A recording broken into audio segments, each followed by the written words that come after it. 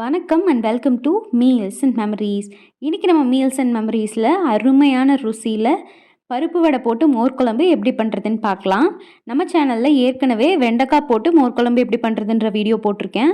அது வேணுங்கிறவங்க செக் பண்ணி பார்த்துக்கோங்க. வீடியோவோட லிங்க்கை டிஸ்கிரிப்ஷனில் கொடுக்குறேன். இது எப்படி பண்ணுறதுன்னு பார்த்துலாம். ஃபஸ்ட்டு ஒரு கைப்பிடி அளவு துவரம் பருப்பை இந்த மாதிரி ஒரு 15 நிமிஷம் வரைக்கும் தண்ணியில் ஊற வச்சுக்கலாம். இங்கே பாருங்கள், நான் வடையெல்லாம் ஏற்கனவே சுட்டு எடுத்தாச்சு. பருப்பு வடையோட ரெசிபியும் நான் டிஸ்கிரிப்ஷனில் தரேன், அதையும் செக் பண்ணி பார்த்துக்கோங்க. அடுத்ததாக நம்ம அரைக்கிறதுக்கு தேவையான பொருள்லாம் ரெடி பண்ணி வச்சாச்சு. இப்போ ஒரு மிக்சி ஜார் எடுத்துக்கிட்டு ஒரு ஸ்பூன் சீரகம் சேர்த்துக்கலாம். கூடவே ஒரு 10 பல் பூண்டு சேர்த்துக்கலாம்.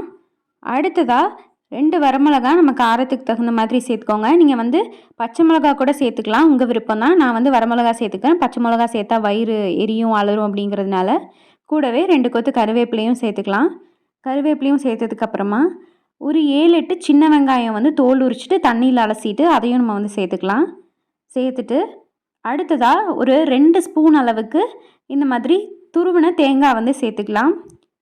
கூடவே நம்ம ஏற்கனவே ஊற வச்சுருக்கோம் இல்லையா அந்த துவரம்பருப்பு, அதை நம்ம கழிஞ்சிட்டு அதுக்கப்புறமா தண்ணியை வடிச்சிட்டு நம்ம அதையும் சேர்த்துக்கலாம்.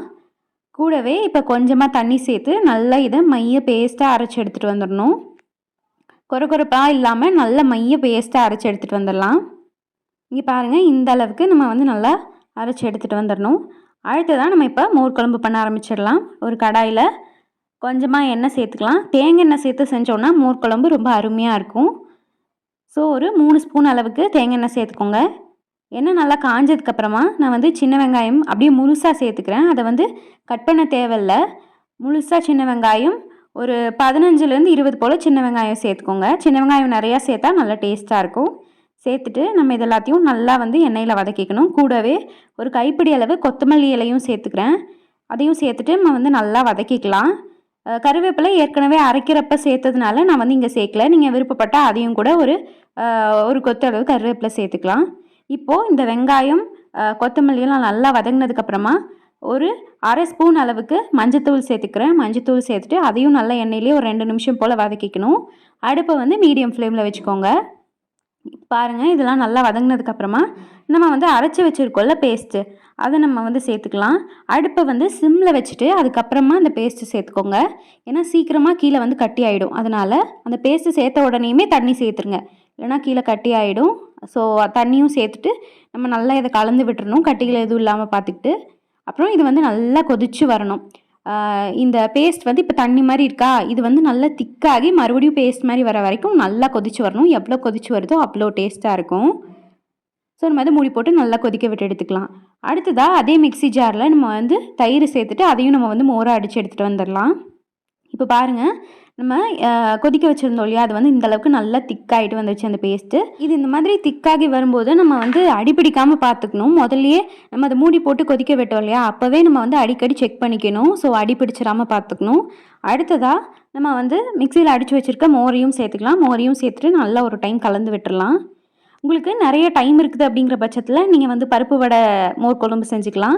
அப்படி டைம் கம்மியாக இருக்குது, வெண்டைக்காய் இருக்குது அப்படின்னா வெண்டைக்காய் மோர் குழம்பும் செய்யலாம். ரெண்டுமே அட்டகாசமாக இருக்கும். கண்டிப்பாக செஞ்சு பாருங்கள். ரெண்டையும் செஞ்சு பார்த்துட்டு எப்படி வந்துச்சுன்றதை கமெண்ட்ஸில் சொல்லுங்கள்.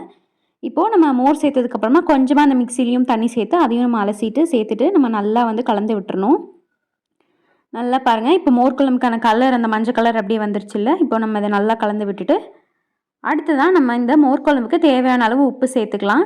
அளவை பொறுத்து நீங்கள் பார்த்துட்டு உப்பு சேர்த்துக்கோங்க. அதனால தான் நம்ம கடைசியாக சேர்க்குறோம். ஸோ தேவையான அளவு கல் உப்பு சேர்த்துட்டு நம்ம அதை நல்லா கலந்து விட்டுறணும். அடுத்ததாக இப்போ பாருங்கள், நம்ம எடுத்து வச்சுருக்கோம் இல்லையா பருப்பு வடை, அதை நம்ம சேர்த்துக்கலாம். இந்த மாதிரி ஒரு 2-3 பருப்பு வடையை இந்த மாதிரி குட்டி குட்டியாக உடச்சிட்டு சேர்த்துக்கோங்க. அது லைட்டாக இந்த மாதிரி கொதி வரும்போதே இந்த மாதிரி குட்டியாக உடச்சிட்டு சேர்த்துக்கோங்க. இந்த மாதிரி உடச்சி சேர்த்தோன்னா நம்ம குழம்புல சாதத்தில் பசஞ்சு சாப்பிடும்போது உள்ள வரும்ல, அப்போ நல்லா டேஸ்ட்டாக இருக்கும். உடச்சிட்டு சேர்த்துட்டு அதுக்கப்புறமா மீதி இருக்க வடைகளெல்லாம் நம்ம முழுசாக சேர்த்துக்கலாம். இந்த மாதிரி குட்டியாக உடச்சிட்டு சேர்த்துக்கணும். அடுத்ததான் நம்ம முழுசாக இருக்கிற வடைகளையும் ஒரு 7-8 போல் நான் சேர்த்தேன். நீங்கள் உங்களுக்கு எவ்வளோ தேவையோ அதுக்கு தகுந்த மாதிரி சேர்த்துக்கோங்க. சேர்த்துட்டு அதை நல்லா ஒரு டைம் கலந்து விட்டுட்டு நம்ம அடுப்பை ஆஃப் பண்ணிடலாம். அவ்வளோதான், அருமையான சுவையில் மோர் குழம்பு தயாராகிடுச்சு.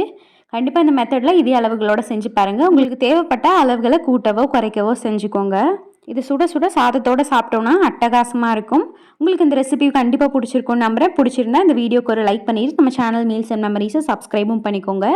கூடவே பக்கத்தில் இருக்க பெல் பட்டனையும் கிளிக் பண்ணிக்கோங்க. அப்போ தான் நான் அடுத்தடுத்து போடுற வீடியோஸ் உங்களுக்கு வரும். கண்டிப்பாக நான் சொன்னேன் இந்த பருப்பு வடை ரெசிபியும் வெண்டைக்காய் மோர் குழம்பு ரெசிபியும் கூட கண்டிப்பாக செக் பண்ணி பாருங்கள். நம்ம இன்னொரு இன்ட்ரெஸ்டிங்கான டேஸ்டான ரெசிபியோட மீட் பண்ணலாம். அது வரைக்கும் டாட்டா பை. Happy cooking.